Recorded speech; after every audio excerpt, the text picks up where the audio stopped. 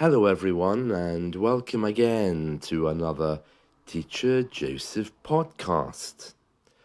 One common phrase which you will hear in the pub sometimes is bottoms up, and that means that the bottom of the glass should be upwards for everyone to see.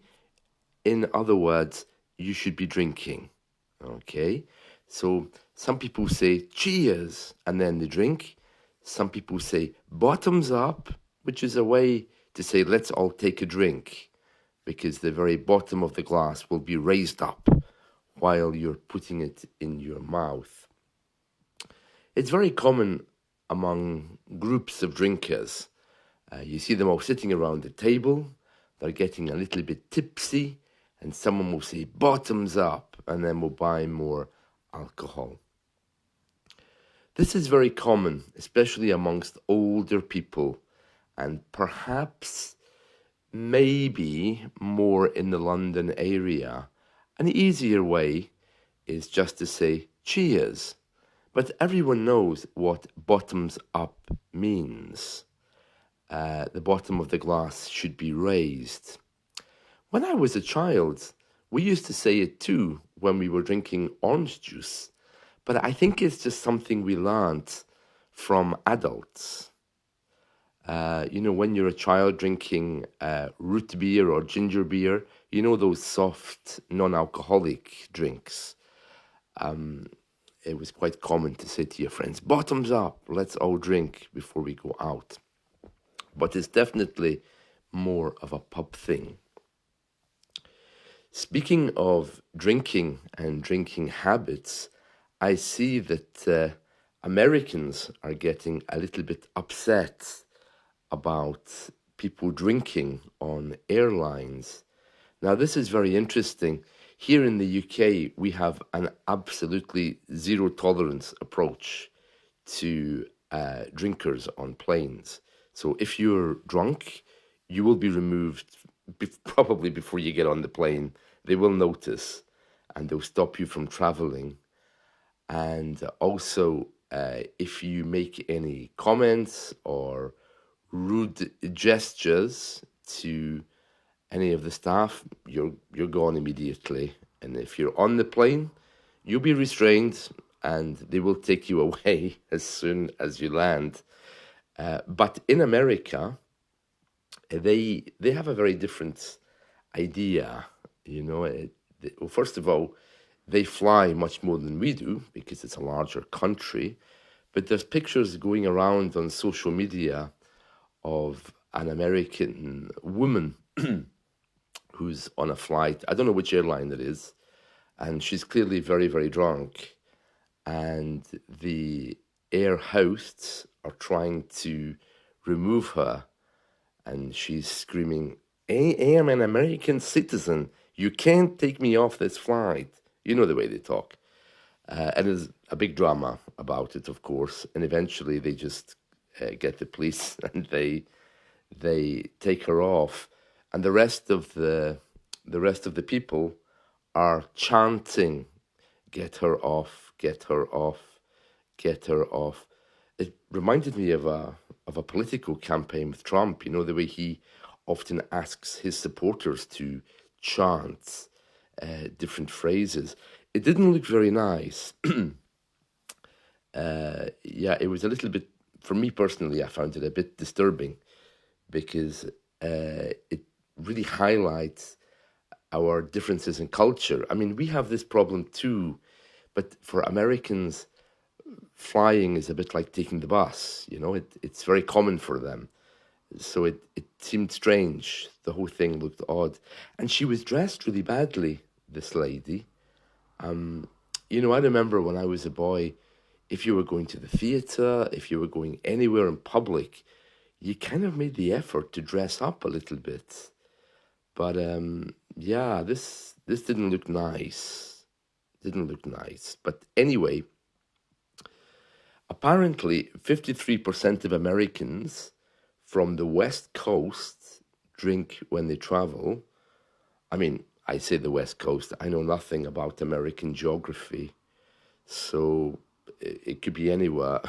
I know we always joke about Americans not knowing where Paris is or not knowing European cities, but I don't know anything about the American map. So 53% of them drink when they travel.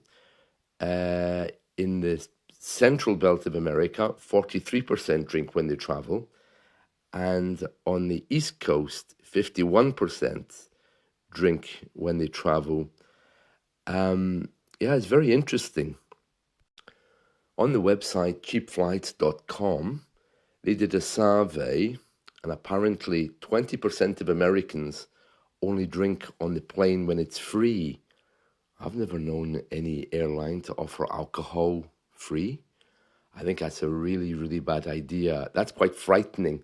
If they did that here, there would be big problems. But to be honest with you, I think airlines now are so strapped for cash. That's an idiom which means that they're financially barely able to survive, that they wouldn't offer us free alcohol. Remember, I told you in a previous podcast that theatres here tried that, and what they ended up with was a bunch of very drunk people who assaulted them. So, yeah, giving people on a plane free alcohol isn't a good idea. But again, Americans, they have a very different view of this. They love this idea of luxury. Big cruises, everything has to be double the size, and American breakfasts probably would be bigger than the British big breakfast. Anyway, 37% admit to drinking on the plane, 20% will only drink if they don't have to pay. Women are more likely to be drunk on an in-flight cocktail than men. 18% of women only drink when it's free, and 21% of men only drink when it's free. Some of them think that saving money on in-flight beverages leaves more money to spend on alcohol later, and 7% of Americans spend more on drinks than food when they go abroad. You see, that totally contradicts the other things they tell us about Americans, about they're all very religious and pious and everything else. Apparently, at the airport, 48% of men who drink while traveling choose beer, and 28% of women who drink while traveling choose a cocktail. Lots of figures here. 20% of men who drink admit to being intoxicated in the airport or on a flight, while only 11% of women report the same. Yeah, they're really struggling with this. I've actually seen more than one social media clip where you have these women who are really abusive towards everybody. I'm an American citizen. You leave me alone. And they have these stand-up arguments. Of course, we have it here too, but we're kind of battered into submission. If you even try anything before you get on a plane, you'll immediately be escorted away. And you can't even make a joke with them. When they're searching you, if you say, "Oh, really, I have a bomb," or something like this, you'll be barred from flying. They have a no tolerance approach to any kind of humor. But yeah, American culture is very different from us. We do drink, we do cause problems in the streets. We are very violent, but I didn't think this kind of thing happened in America so blatantly, because they have that whole gender thing of women behaving well. It's interesting. Yeah, even if you're giggling on the plane, you could arouse unwanted attention. It's better just to sit there and shut up. Speaking of giggling, I had this ice hockey lesson a few days ago with someone from Japan. It was a woman. I don't know why some people from Asia, when I'm teaching them, they just giggle, Have you done your homework? No. Okay, uh-huh. Can you do it for next time? No. Yeah, and everything I asked, she just giggled, What's life like in your country? What's the weather doing today? It's hot, it's hot, it's hot. And I'm thinking, what's with this whole giggling thing? It seems to be an Asian thing. Yeah, I remember once I had a girl from Thailand as well, and she was the same. She just giggled at everything. And when she wasn't doing that, she was crying. Oh, yeah, you understand me. And yeah, strange, isn't it? How different people act. But don't try giggling on an aeroplane because you'll be hauled off. And if you're traveling alone and you're giggling, you might find yourself in trouble. So yeah, that's the story of Americans and airlines. I don't know exactly why this issue is coming up now, but it's very worrying, isn't it? Americans are very political sometimes. They also choose who to fly with based upon their political leanings. It's really bizarre. It looks like who they vote for affects decisions in their daily life. For example, if we look at a few of the airlines in 2021-22, American Airlines gave £314,500 to the Democrats and 316,058 to the Republicans. And Southwest Airlines gave 131,500. I'm saying pounds, but of course it's actually dollars, isn't it, for Americans? So it's $131,500 to Democrats, and they gave 125,248 to the Republicans. United Airlines, $174,000 to the Democrats, and 161,000 to the Republicans. I'm not sure how they do this, whether it's the unions which are involved in the airlines or whether it's the airlines themselves. But it's all a little bit odd that you would decide who to fly with based upon who you vote for. I mean, I'll be honest, I'm British. I've never voted, not even once in my life. It's not that I don't want to vote, it's just that I think it's not relevant to me. I don't know who my candidates are.